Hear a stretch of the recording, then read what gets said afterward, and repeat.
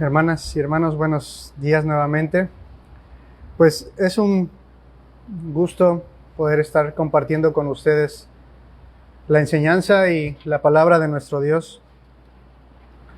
Recordemos que estamos estudiando de manera breve el libro de Colosenses. Y mientras entonábamos el último canto, recordaba una frase que mi hermano Isra mencionaba al principio de este estudio. Y recordaba a la iglesia. Y no simplemente o no solamente a esta iglesia, que representa una pequeña parte de todos los creyentes en el mundo. Una iglesia pequeña. Una iglesia que a los ojos de los hombres puede resultar insignificante. Pero ¿qué creyente o qué cristiano no resulta de poco interés o insignificante para la sociedad o para el mundo? ¿Qué hace la diferencia en una iglesia pequeña? Bueno, la diferencia es que cada uno de los que estamos aquí, tan pecadores, tan malos como somos, tenemos un Dios colosal. Y ese Dios es quien derrama su gracia en cada uno de nosotros. Eso hace la diferencia, hermanos. No el número, no el tamaño, no el local, no las personas, sino que tenemos un Dios colosal. Sigamos estudiando entonces el libro de Colosenses, hermanos. En esta ocasión vamos a reflexionar acerca de 3 versículos. Capítulo 2, versos 8 al 10.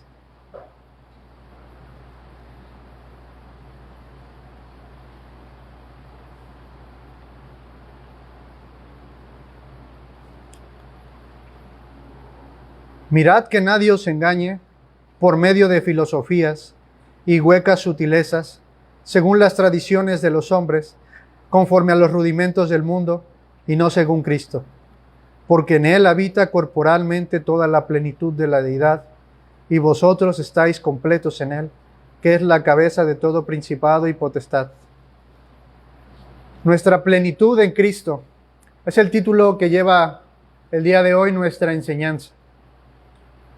Versículos anteriores, Pablo va a comenzar a dar defensa de la herejía ante la cual se están exponiendo los hermanos de Colosas. En nuestros tiempos es complicado poder definir la herejía a la cual se enfrentaban estos hermanos, pero por la carta podemos inducir, podemos concluir que esta carta tenía elementos del gnosticismo, con elementos de judaísmo y también elementos de algunas prácticas orientales y griegas. Y Pablo va a comenzar a hablar acerca de Cristo. Entramos en una sección ya desde el capítulo 1, casi al finalizar, a una sección altamente cristológica. Estamos viendo teología en estos versículos. Y es que la teología en nuestra época no es algo bien visto, sobre todo ante los ojos de aquellos hermanos de denominaciones carismáticas neopentecostales, ya que para ellos la doctrina o la teología puede resultar un tanto confusa y la letra mata, mas el espíritu vivifica. Pero está totalmente en un error. Y es que incluso para nosotros puede resultar aburrido la doctrina. Pero mis hermanos y mis hermanas, la doctrina es fundamental en la vida de todo creyente. Si usted y yo queremos vivir una vida agradable delante de Dios, tenemos que aprender teología, tenemos que aprender doctrina. Y no es necesario inscribirnos en un seminario, aunque es muy bueno. No es necesario que usted se lea toda la teología de algún autor, pero sí que escudriñe las Santas Escrituras y preste atención a aquellas personas que Dios ha puesto para instruir su vida. La carta, o más bien este versículo, empieza con una advertencia de parte del apóstol Pablo. Y dice, mirad que nadie os engañe Miren que nadie los lleve cautivos, dicen otras versiones. Y es como si usted o como si yo hubiésemos sido robados después de una guerra y llevados como un botín. Miren que nadie los engañe. Hermanos y hermanas, la misma advertencia tiene eco en nuestra actualidad. Miren que nadie los o nos engañe. Y es que es muy fácil en nuestra actualidad, ya que tenemos acceso a tanta información en las redes, YouTube, Facebook, Instagram, TikTok. Es muy común ver información de todo tipo, pero en el caso de la teología, con cuestiones equivocadas y con cuestiones erróneas. Vamos a ver en 3 puntos lo que Pablo nos quiere enseñar o lo que Dios nos quiere enseñar a través de estos versos. Y he dividido esta enseñanza en 3 partes conforme a los versículos. Lo primero que vamos a estar viendo en el versículo 8 es la sabiduría, o entre comillas puse la filosofía sin Cristo. En segundo lugar, vamos a ver la plenitud de Cristo. ¿A qué se refiere Pablo con la plenitud de Cristo? Y en tercer lugar, nuestra plenitud en Cristo. Vamos a leer el primer versículo. Dice, mirad que nadie os engañe por medio de filosofías y huecas sutilezas, según las tradiciones de los hombres, conforme a los rudimentos del mundo y no según Cristo. ¿Por qué puse filosofía entre comillas? Bueno, el significado de filosofía es una palabra griega. Filos, amor o amigo. Sofía, sabiduría. Amor por la sabiduría. Y es que para los orientales, y así lo debe ser para nosotros, la sabiduría es algo muy importante. De hecho, la Biblia, la Escritura, tiene la sabiduría como algo más precioso que las joyas, que el oro, que aquello que pueda resultar de valor para el ser humano. Tan solo veamos un versículo que aparece en Proverbios. Bienaventurado el hombre que halla la sabiduría y que obtiene la inteligencia, porque su ganancia es mejor que la ganancia de la plata, y sus frutos más que el oro fino, más precioso es que las piedras preciosas, y todo lo que puedes desear no se puede comparar a ella. Hermanos, la filosofía no es necesariamente mala. Es mala sin Cristo. De hecho, nosotros en la Escritura tenemos libros denominados sapienciales o de sabiduría, como el caso de Job, como el caso de Eclesiastés, como el caso de Proverbios, como el caso de Salmos. Como decía, la Escritura considera la sabiduría como algo muy valioso, más valioso lo más valioso que pueda existir en este mundo, más valioso que el oro, más valioso que aquello a lo que le demos más valor. Pero la filosofía también es una disciplina académica que tiene como objetivo o se ocupa de problemas teórico-prácticos que giran en torno al conocimiento del ser, de la moral y de la vida. Usted y yo nos hemos hecho preguntas filosóficas, quizás sin saberlo, pero usted se ha preguntado, ¿qué propósito tengo en la vida? ¿Dios existe? ¿Cómo puede ser el hombre feliz? Esas son preguntas de origen filosófico. Y no son preguntas malas, son preguntas realmente genuinas, realmente que surgen de una mente racional, con interés por las cosas de este mundo y por las cosas trascendentales. Pero la filosofía, como tal, no puede responder a estas preguntas, porque el razonamiento humano sin Cristo comienza a divagar y a crearse una serie de teorías que van en contra de la palabra de Dios. Estas preguntas solamente pueden resolverse teológicamente o doctrinalmente. Y es que ya en Romanos, Pablo nos advierte de los razonamientos que llevaron al abandono de los seres humanos por parte de Dios. Veamos Romanos 1:22, que ya lo leímos en la mañana, pero dice, pues habiendo conocido a Dios, no le glorificaron como a Dios, ni le dieron gracias, sino que se envanecieron en sus razonamientos, y su necio corazón fue entenebrecido. Profesando ser sabios, se hicieron necios, y cambiaron la gloria del Dios incorruptible en semejanza de imagen de cuadrúpedos, de hombre corruptible, de aves, de cuadrúpedos y de reptiles. Hermano, todo argumento acerca de la divinidad o acerca del destino de cada uno de los seres humanos, por muy convincente o por muy atractivo que parezca, si no está sustentado y no está fundamentado en Cristo, son filosofías y son huecas sutilezas, son filosofías vanas. Por eso dice la Escritura que las personas se envanecieron en sus razonamientos. Y es que tanto ustedes como yo conocemos a personas que son o tienen mucho conocimiento, pero ese conocimiento los lleva a envanecerse y negar la existencia de Dios, como en el caso de los ateos.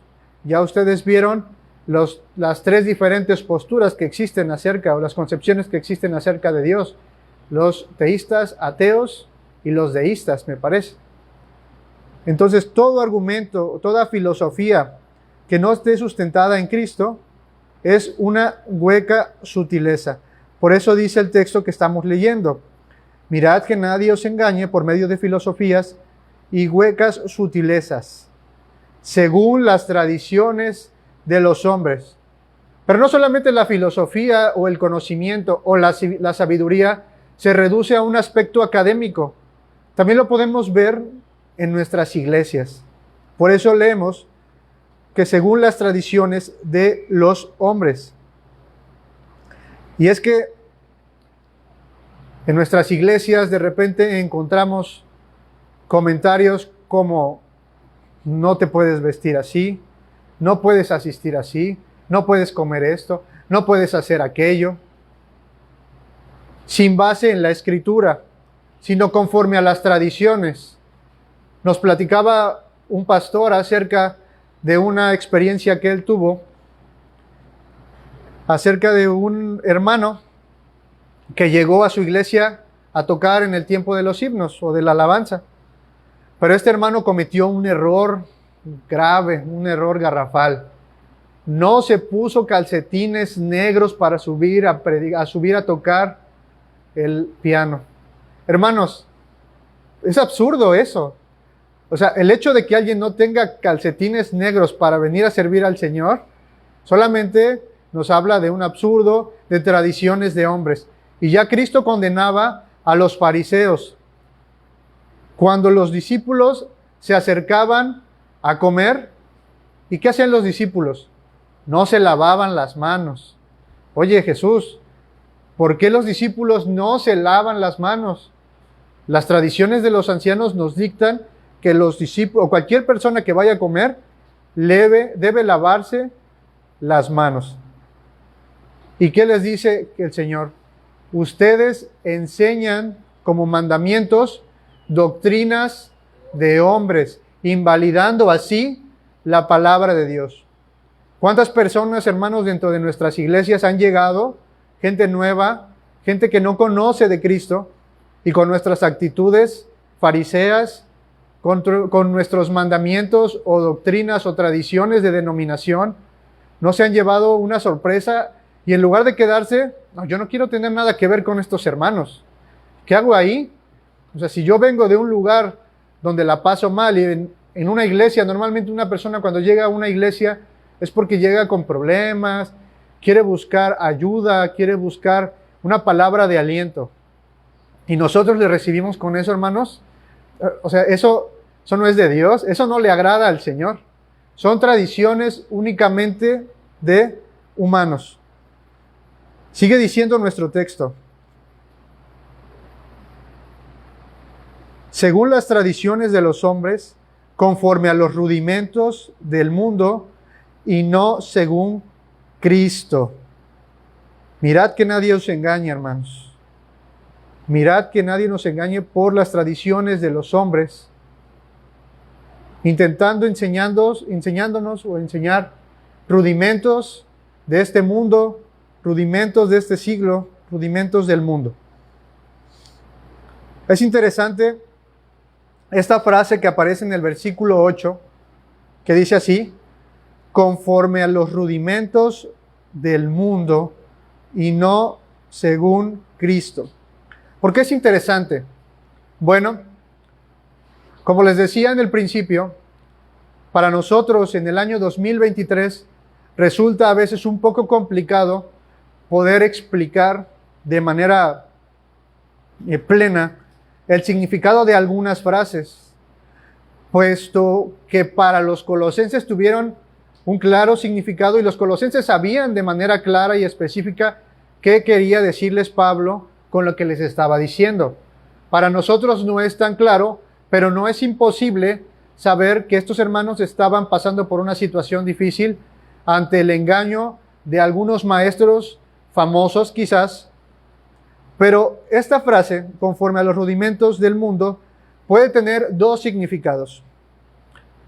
El primer significado es los principios básicos del razonamiento humano para ganar el favor de Dios a través de la religión, es decir, rituales, ceremonias u ordenanzas. Este es el primer significado de la palabra rudimentos. Algo rudimentario es algo básico. Aquí, mis hermanos, ustedes ya están viendo el curso de los primeros rudimentos, lo básico de la doctrina de Cristo. ¿Y por qué Pablo dice conforme a los rudimentos del mundo? Bueno, lo acabo de decir. Los hombres trataban de explicarles a los hermanos que lo que estaban haciendo, lo que estaban practicando, no era suficiente. Había que agregar a este conocimiento rituales, ceremonias, conocimientos que estaban escondidos únicamente en hermanos iluminados, hermanos sabios. Esto es este es el primer significado de lo que quiere decir rudimentos. El segundo significado, conforme a los rudimentos del mundo, también quiere decir, o se puede referir a fuerzas espirituales elementales que controlan el mundo bajo las cuales la vida del hombre está determinada. Al parecer eran considerados principados y potestades. Por eso, el pasaje en el versículo 10 dice que nosotros estamos completos en Cristo, que Él es la cabeza de todo principado y potestad. Por eso decimos que ese puede ser el otro significado. Pero bueno, se puede referir los rudimentos de este mundo a las estrellas, a los signos del zodiaco. Y es que, hermanos, no me van a dejar mentir, hermanas. Antes de Cristo, nosotros buscábamos solucionar nuestros problemas o nosotros buscábamos vivir a nuestra manera según los rudimentos de este mundo. ¿Qué consultábamos? Los horóscopos, las estrellas. Se me viene a la mente Misada Mohammed o algo así se llamaba. Buscábamos entender la vida o vivir la vida conforme a los rudimentos de este mundo, porque era lo más fácil. ¿Qué es más fácil? ¿Estudiar teología, arrepentirte de tus pecados y venir a Cristo, o consultar el horóscopo? Pues es más fácil consultar el horóscopo. Me evito toda esta rutina de estar viniendo a la iglesia, de estar sujetándome a los hermanos, de estar sujetándome a Cristo. Nos evitamos todo eso. A eso llegamos con los rudimentos de este mundo, hermanos. Es más fácil. Y estos hermanos estaban siendo engañados por estos maestros. A ver, aquel que nació bajo el signo de Aries, ese hermano va a vivir una vida de 10 toda su vida. Pero aquellos que nacimos bajo el signo de Leo, no, hermano, estás perdido. Estás perdido. Vas a vivir una vida en decadencia. A ver, Aries y Escorpión, el día de hoy van a encontrar el amor.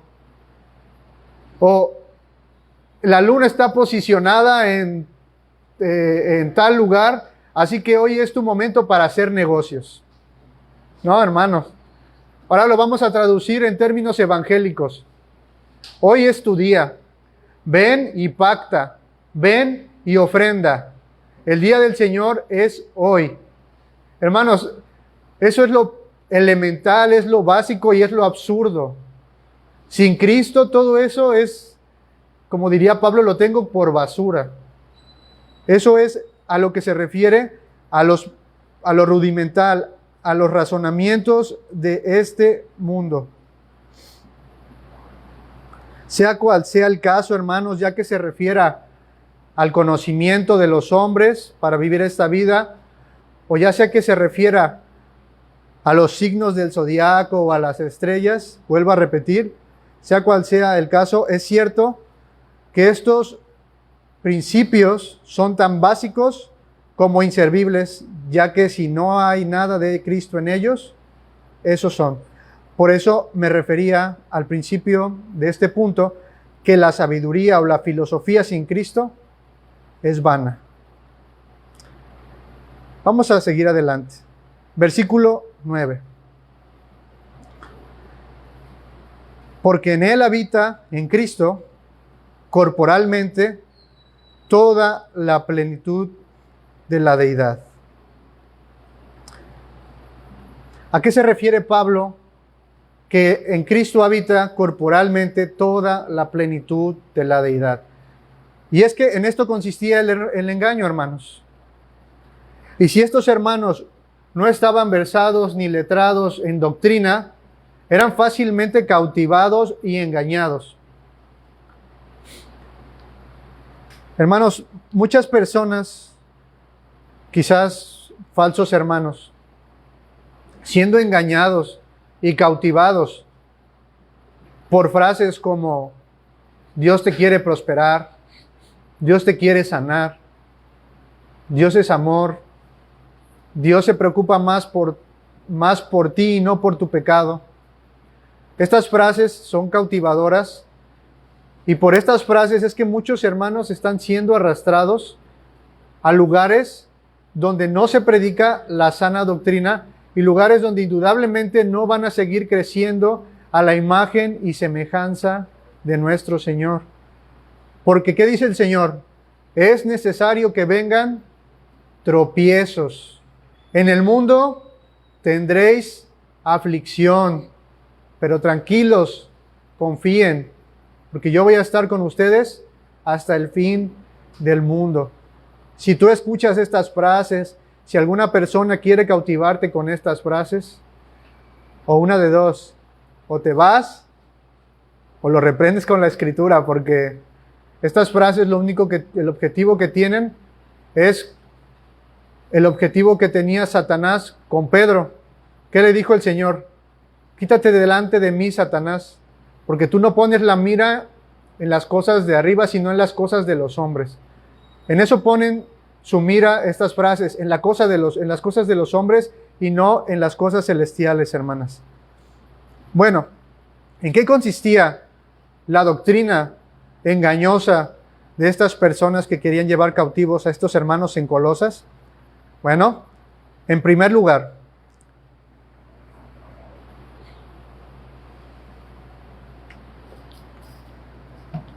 estas personas trataban de engañar a estos hermanos diciendo que el cuerpo era malo, que lo único que importaba era el aspecto espiritual. Y hermanos, nuestro cuerpo es malo, mi mano es mala, mis piernas son malas, mi cabeza es mala. No, hermanos, nuestro cuerpo no es malo. Tanto así que nuestro cuerpo es templo del Espíritu Santo. No es malo nuestro cuerpo. Estos hermanos enseñaban que lo espiritual era lo único que importaba, ya que el espíritu estaba atrapado en esta cárcel que nosotros llamábamos cuerpo. Solo lo espiritual interesaba. Por tanto, si Jesús era un hombre, entonces Él no podía ser una deidad, no podíamos otorgarle a Él un favor divino. Se pensaba de Cristo, algunos que intentaban encajar esta realidad, se pensaba de Cristo como un espectro, como un fantasma, como si el cuerpo verdadero o el verdadero Jesús estuviera en el cielo y lo que nosotros podíamos ver en la tierra era una proyección astral de la figura real de Jesús. ¿En qué otra cosa consistía este engaño? Bueno, en que se necesitaban distintos medios y rituales para poder acceder a un conocimiento pleno de la verdad. Quiero leerles unos versículos que refutan estas ideas. Primera de Juan 4 dice así: todo espíritu que confiesa que Jesucristo ha venido en carne es de Dios, y todo espíritu que no confiesa que Jesucristo ha venido en carne no es de Dios, y este es el espíritu del anticristo. La importancia de la doctrina, la importancia de leer la Escritura. Otro pasaje, conforme al punto que estamos viendo, de que se necesitaban distintas ceremonias, distintos ritos para poder acceder al conocimiento pleno de la verdad. Pablo tiene este mismo problema con los Gálatas, pero él tiene este problema con los judaizantes. ¿Qué hacían los judaizantes? Bueno, los judaizantes decían que Cristo no era suficiente. No, hermano, el conocimiento de Cristo, la fe en Cristo no es suficiente. Necesitas circuncidarte. Eso es lo que te hace falta. ¿Qué les dice Pablo? El versículo en Gálatas. Oh Gálatas insensatos, ¿quién os fascinó para no obedecer a la verdad? A vosotros, ante cuyos ojos Jesucristo fue ya presentado claramente entre vosotros como crucificado. Esto quiero saber de vosotros. ¿Recibisteis el Espíritu por las obras de la ley o por el oír con fe? Pablo ya había experimentado una situación parecida con ellos. Y nosotros en ocasiones tenemos ese mismo problema. Y aquí no quiero que me malentiendan, pero a veces condenamos a los hermanos, con justa razón, que no deberíamos condenarlos porque no somos sus jueces. Deberíamos exhortarlos en amor. Pero tenemos la idea de que si no vienen a la iglesia, están mal. De que si ya pasó una semana y el hermano viene a la siguiente semana y no vino a la iglesia, no, hermano, o sea, te hace falta venir a la iglesia para ser cristiano. Te hace falta venir a la iglesia. A ver, me hace falta venir a la iglesia aparte de Cristo. Y esto, hermanos, es una línea muy delgada, porque sí nos hace falta venir a la iglesia, pero no podemos decir que si el hermano o la hermana por alguna situación no pudo venir, una situación legítima, hermanos y hermanas, tampoco que sirva esto de pretexto, porque esto puede servir de pretexto para aquello. Pero no podemos condenarlo, ni tacharlo de hereje, ni de incrédulo, porque lo único que necesita una persona para obtener el favor de Dios es la fe en Jesucristo. El venir a la iglesia es importante, y es muy importante. No quiero que se malentienda. Esta nueva enseñanza se estaba propagando entre los creyentes de la región. Pero Pablo nuevamente les dice, no se dejen engañar, porque en Cristo habita corporalmente toda la plenitud de la deidad. Cristo es verdaderamente hombre y Cristo es verdaderamente Dios. La unión hipostática. Y esto suena muy raro, ¿con qué se come? Bueno, son términos teológicos, doctrinales, son básicos y necesitamos saberlos, hermanos. Esa verdadera naturaleza divina y la verdadera naturaleza humana de Cristo no necesitan nada de esto. No crean que Cristo es un fantasma, no crean que Cristo es un Gasparín en la tierra. Cristo es verdaderamente hombre y es verdaderamente Dios. En Él habita corporalmente toda la plenitud. No le hace falta nada. Entonces, si en Cristo habita corporalmente toda la plenitud de la deidad, Cristo es verdaderamente Dios. Cristo es Dios hecho carne. También al hacer uso de esta frase, de que en Él habita corporalmente toda la plenitud de la deidad, les está diciendo a estos maestros, falsos maestros, que no necesitamos absolutamente nada para poder acceder al conocimiento de la verdad, sino solo a Cristo. No necesita usted ayunar, no necesita usted bautizarse, aunque también es una ordenanza. No necesita ir caminando de rodillas o venir caminando de rodillas hasta acá. No necesita usted diezmar, no necesita ofrendar, aunque también es importante. Nada de eso, hermanos, es necesario para ganarse el favor ni tener conocimiento del ser de Dios. ¿Por qué? Porque en Cristo habita toda la plenitud de la deidad y en Él tenemos ese conocimiento pleno. No necesitamos absolutamente nada. La Biblia dirá de Cristo, también en Colosenses, que Él es la imagen visible del Dios invisible. Dice la Escritura, Tomás, el incrédulo. ¿Cuántos de nosotros nos hemos comportado como incrédulos a veces? Todos. Nos podíamos llamar Tomás, ¿no? Entonces Tomás respondió y le dijo, Señor mío y Dios mío. Tomás afirmando y reconociendo que Cristo es tanto Señor como Dios.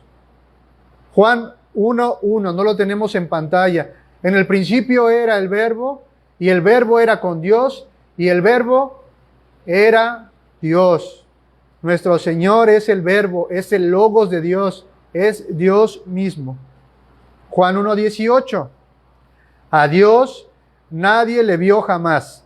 El unigénito Dios que está en el seno del Padre, Él le ha dado a conocer. ¿Queremos conocer realmente quién es Dios, hermano? ¿Queremos conocer realmente el carácter de Dios, cómo obra, cómo actúa, qué hacer? Conozcamos a Cristo. Cristo es el que sostiene el universo con la palabra de su poder, como dirá Hebreos. Nuevamente hago la pregunta, hermanos y hermanas. ¿De qué nos sirve conocer?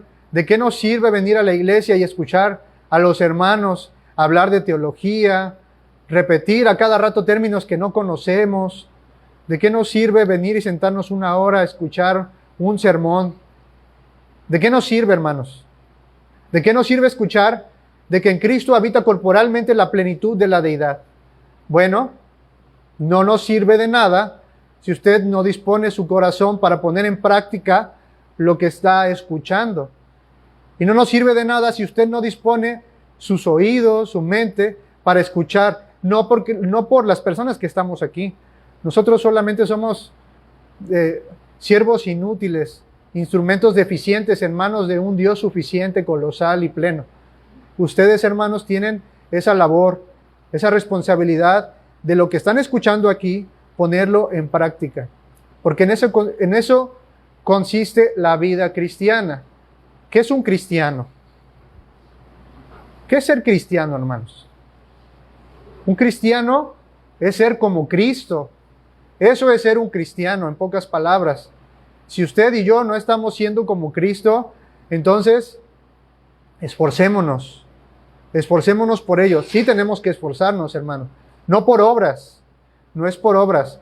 Porque no somos salvos por obras, pero sí para buenas obras, las cuales Dios de antemano preparó para que anduviéramos en ellas. Bueno, ¿cuál es la enseñanza para nosotros? Versículo 10, ¿o cuál es la aplicación para nosotros?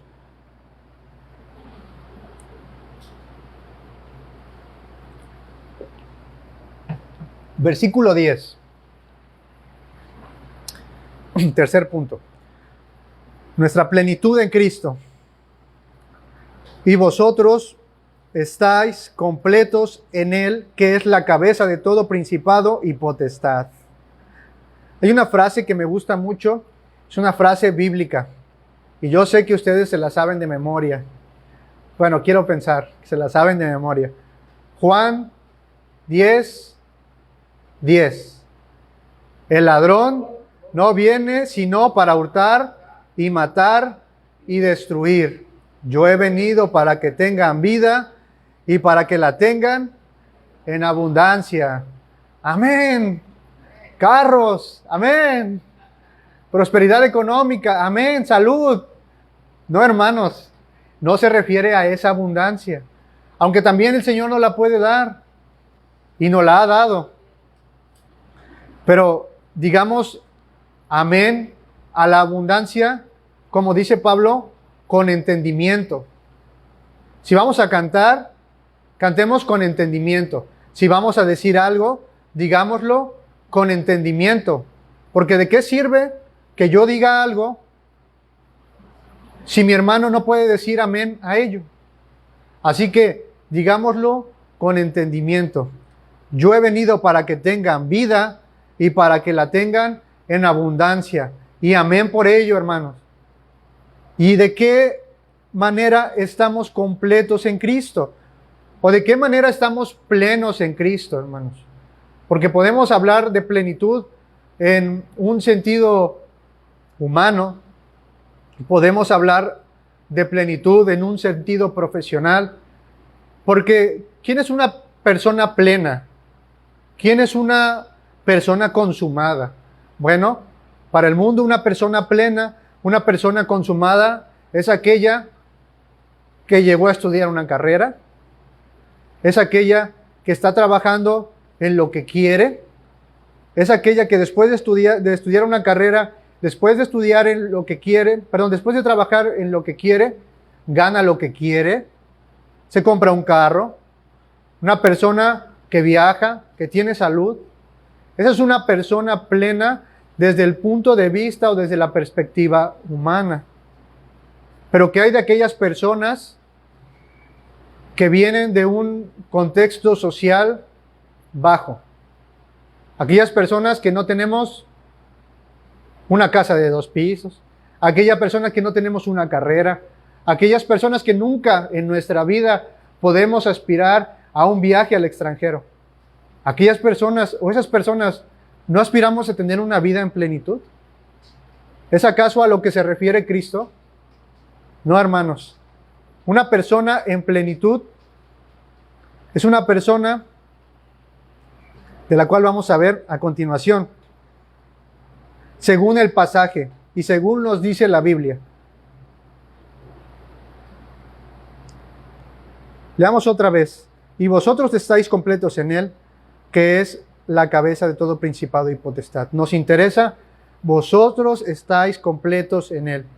Que hay de aquellos hermanos, aunque suele burdo y absurdo, que hay de aquellos hermanos que no tienen una pierna, o 2, o un brazo. ¿No están completos en Cristo? Bueno, vamos a ver de qué manera estamos completos en Cristo. En primer lugar, ¿estamos completos en Cristo, hermanos? Porque tenemos conocimiento. ¿Conocimiento de qué? Conocimiento de la verdad. No nos falta ningún conocimiento especial aparte de Cristo para poder tener una relación con Dios. En la mañana hablábamos acerca de Dios como espíritu y que por lo tanto Dios no está sujeto o limitado al tiempo. Entonces, ¿a qué se refiere la Biblia con la vida eterna? Juan 17:3. Y esta es la vida eterna, que te conozcan a ti, el único Dios verdadero, y a Jesucristo, a quien has enviado.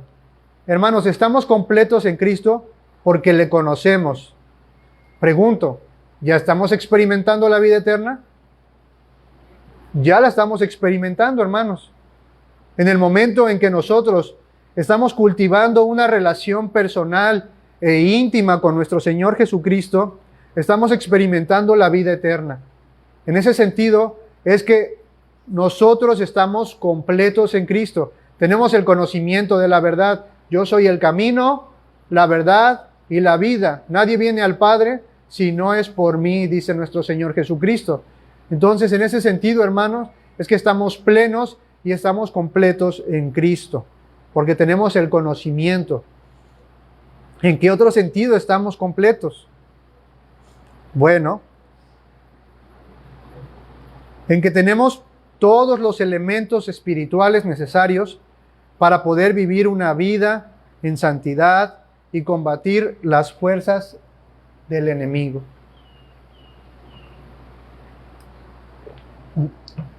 Hermanos y hermanas, Pablo le hace una pregunta a los Gálatas, ya la vimos. ¿Recibieron el Espíritu por las obras de la ley o por oír con fe? Por oír con fe es la respuesta. Bueno, ¿y a qué otra cosa nos referimos en que estamos completos o plenos en Cristo? Bueno, hermanos, en que tenemos todos los elementos espirituales para poder combatir contra nuestra naturaleza pecaminosa, es decir, vivir en santidad, y para combatir contra las fuerzas del enemigo. Gálatas 5, 22 y 23. Mas el fruto del Espíritu es amor, gozo, paz, paciencia, benignidad, bondad, fe, mansedumbre, templanza. Contra tales cosas no hay ley. ¿Por qué estamos completos y plenos, hermanos y hermanas? Porque tenemos el Espíritu de Dios. Tenemos el Espíritu de Dios habitando en nosotros. ¿Cuántos de nosotros, y esto es algo que nos sucede y me sucede con regularidad, cuántos de aquí manejan? ¿Sí? Bueno, a veces yo digo no puedo manejar ni mi propia vida, ¿verdad? Pero luego manejamos los autos. Bueno, los que manejamos, hermanos, tenemos constantemente estos episodios de enojo, porque ya se te cerró a alguien, porque alguien se frena de golpe, porque no prenden las direccionales. ¿Y qué pasa? Nos enojamos y a veces quieren salir de nosotros palabras que no corresponden a hijos de Dios, o nos enojamos porque con los que vienen al lado, cuando el que tuvo o hizo el daño es el de adelante, nos enojamos con las personas que vienen con nosotros. Pero hermanos, ¿no podemos dominarnos a nosotros mismos? ¿Qué dice Gálatas 5, 22? ¿Cuál es el fruto del Espíritu? Amor, benignidad, mansedumbre, templanza. Templanza es el dominio propio, hermanos. Tenemos la facultad, si tenemos el Espíritu de Dios, de dominarnos a nosotros mismos. Es que, hermano, no puedo dejar de mentir. Hermano, no puedo dejar de decir groserías. Hermano, no puedo dejar de preocuparme por el dinero. Hermanos, tenemos el Espíritu de Dios para poder tener ese dominio propio. Estamos completos, no nos falta nada. Un pasaje largo. Efesios 6, 10. No lo vamos a leer todo, me voy a saltar algunos. El 11. Vestíos de toda la armadura de Dios, para que podáis estar firmes contra las acechanzas del diablo. El 13. Por tanto, tomad la armadura de Dios, para que podáis resistir en el día malo, y habiendo acabado todo, estad firmes. Estad pues firmes, ceñidos vuestros lomos con la verdad, y vestidos con la coraza de justicia, y calzados los pies con el apresto del evangelio de la paz. Sobre todo, tomad el escudo de la fe, con que podáis apagar todos los dardos del fuego del maligno, y tomad el yelmo de la salvación, y la espada del Espíritu, que es la palabra de Dios. De manera simbólica, Pablo está haciendo referencia a una armadura. ¿Pero a qué se refiere Pablo con esta armadura? ¿Realmente tenemos una armadura secreta? ¿Tenemos una armadura como la de los caballeros del Zodíaco? No, hermanos. Está hablando Pablo aquí de un estilo de vida del creyente, como si fuera una armadura. Si usted y yo, hermanos, no tenemos comunión constante con nuestro Señor a través de la oración y a través de la palabra, nosotros estamos completamente desarmados. Pero el Señor nos ha dado la facultad por el Espíritu de poder echar mano de todos estos elementos espirituales para poder combatir contra las acechanzas del enemigo. Tomen la armadura de Dios, calzados los pies con el apresto del Evangelio, predique el Evangelio, estad ceñidos vuestros lomos con la verdad y vestidos con la coraza de la justicia. Tomad el yelmo de la salvación. Recuérdate, hermano, que nada ni nadie puede alejarte ni quitarte de las manos de Dios. La salvación no se puede perder. Eso lo están viendo en Romanos. Tenemos la espada del Espíritu, que es la palabra de Dios.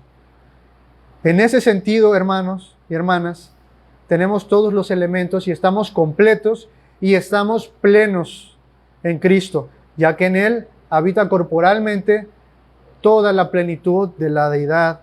No piensen, hermanos, que Cristo está gobernando en los cielos como un espíritu. Cristo está gobernando en el cielo como un hombre verdadero y como un Dios verdadero. Y como el Dios verdadero, para que no se preste a malas interpretaciones. Por último, ¿por qué estamos plenos en Cristo? Bueno, Hebreos dice que Él sustenta todo con la palabra de su poder. En ese sentido es que Cristo es quien sustenta nuestra vida con la palabra de su poder. Tenemos todo el sustento necesario para poder vivir. Y esto nos pega a todos o a la mayoría. ¿Cuántos se preocupan por el sustento diario? ¿Cuántos nos preocupamos por lo que vamos a comer, por lo que vamos a vestir o por lo que vamos a hacer el día que viene? Yo creo que todos, hermanos. Pero el hecho de que Cristo sea la plenitud de Dios nos lleva a pensar y a concluir que realmente no nos hace falta nada, hermanos. Absolutamente nada. Teniendo sustento y abrigo, estemos con ello contentos. Porque gran ganancia es la piedad acompañada de contentamiento. Porque ciertamente nada hemos traído a este mundo y ciertamente nada nos vamos a llevar, dice Pablo a Timoteo. Pero hay otros textos que nos hablan acerca de esta realidad que haríamos bien en recordar todo tiempo. Y un ejercicio que deberíamos hacer, hermanos y hermanas, porque también en esto consiste ser iglesia, es estarnos recordando a nosotros mismos, como seres conscientes, pero también recordarles todo el tiempo a nuestros hermanos, a nuestros esposos, a nuestros amigos, a nuestra pareja, que estamos completos en Cristo y que Él es nuestro sustento. ¿Y cómo lo vamos a hacer? Memoriza la Escritura y dile a tu hermano, a tu hermana, a tu esposo, a tu amigo: hermano, teniendo sustento y abrigo, estemos con ello contentos. Mateo 6.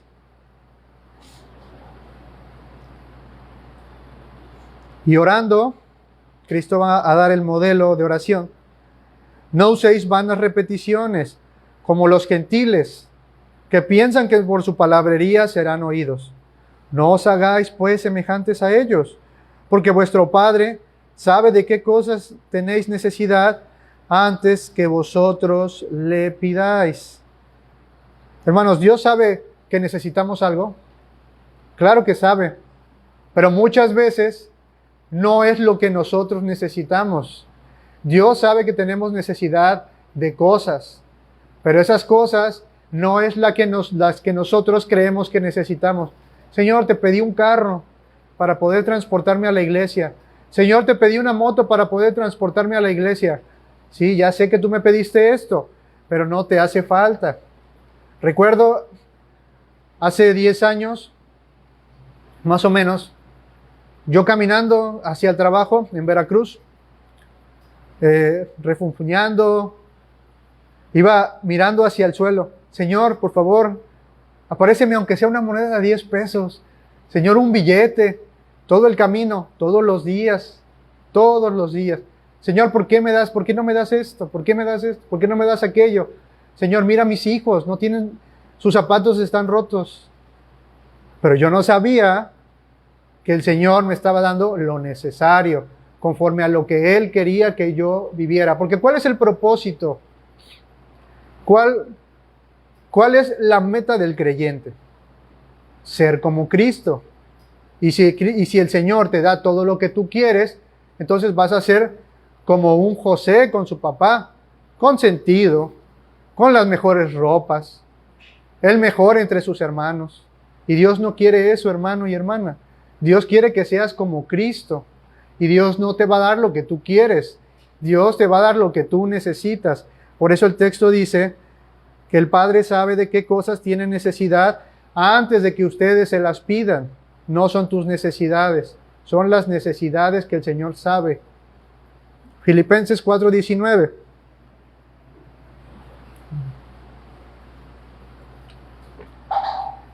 Mi Dios pues suplirá todo lo que os falte conforme a sus riquezas en gloria.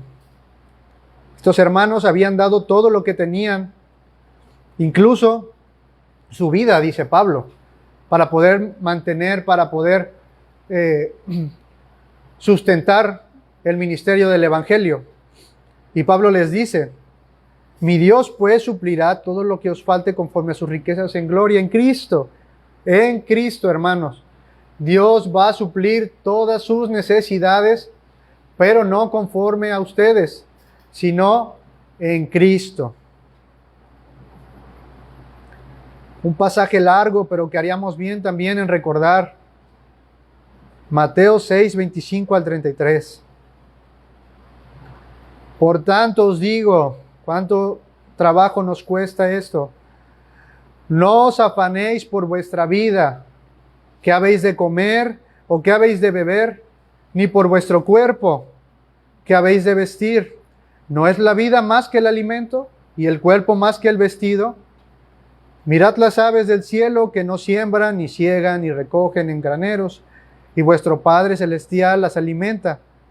¿No valen ustedes más que ellas?